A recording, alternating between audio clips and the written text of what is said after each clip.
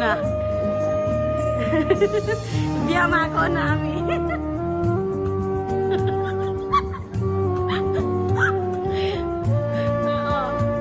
ल बिहामा हामी चाहिँ यहाँ बिहामा आएको न दिदी ए दुला दुलैमा हुनुहुन्छ ए पण्डित बाजे यहाँ हुनुहुन्छ दिदी बिहामा आउनुभएको नि ल नाच्नु एकचोटि फेरि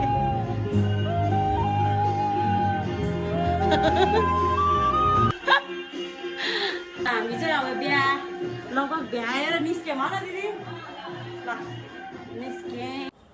अनि माथिको फ्लोरमा गएर हतियारहरू यसरी मिलाएर राख्नुभएको रहेछ अनि यसरी फौजी ड्रेसहरू लगाएर राजा पहिलाको राजाहरूले चाहिँ यसरी लगाएर ड्रेसहरू बनाउनु भएको रहेछ अनि त्यसपछि दिदी र म चाहिँ लागेँ माथि अनि माथिदेखि भ्यू चाहिँ कस्तो राम्रो लागेको के सिनहरू पनि राम्रो देखेको अनि त्यसपछि म तल झरेर म दिदी म एकछिन भिडियो बनाउँछु भनेर भने अनि राम्रो लागेको थियो अनि त्यहीबाट तलबाट सर खिचेँ